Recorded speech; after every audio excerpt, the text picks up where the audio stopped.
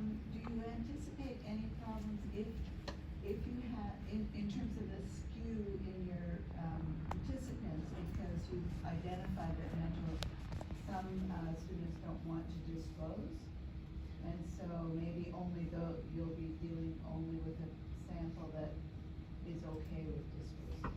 Yes, so this is something that we recently discussed in lab, and it came up because we were originally going to send this survey to all students and then ask students with a mental illness to like respond to the survey, and we totally came across this like, okay, yeah, like how are we going to make sure that we're having a representative sample, seeing as people with disabilities are more comfortable with their mental illness. This is like the whole project.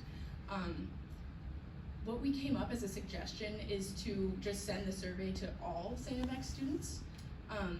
And we haven't quite worked out the kinks, but I would imagine that this would involve not advertising like the mental illness part, which might involve some deceit. So that's something I have to review in my ethics application if we want to go forward with that. But I like highlighted a few benefits that I saw to sending this survey to all students. So it would be beneficial to have a comparison of the control group, which would be students who don't have a mental illness. And this information is generally important for all students. So having more info about the sense of belonging and health seeking of a student without a mental illness and their knowledge of campus resources would be valuable regardless. Because it would be periodic, like exam time. Yeah, exactly.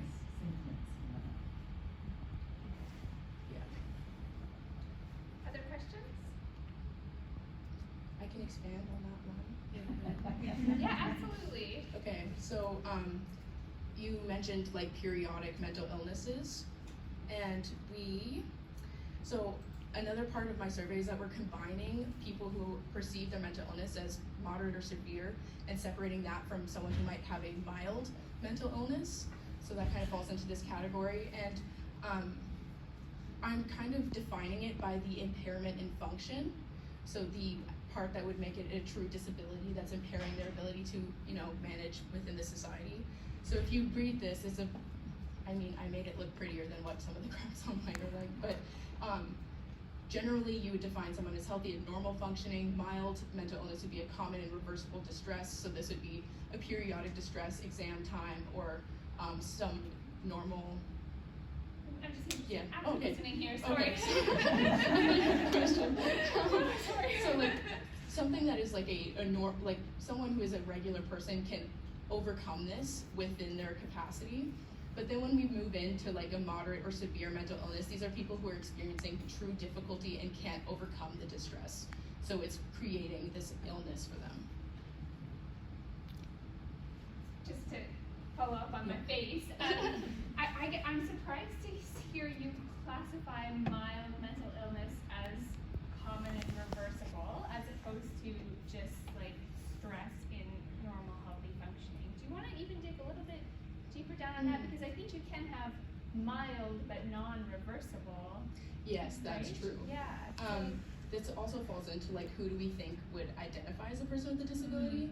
So for people who have a moderate or severe mental illness, might need to identify as a person with a disability in order to meet these senses of autonomy, competency, and relatedness, whereas someone with a mild mental illness might be able to assimilate within the population without like having to like hold this stigmatized label. I see. Yeah. Okay, thank you for expanding even further on that answer.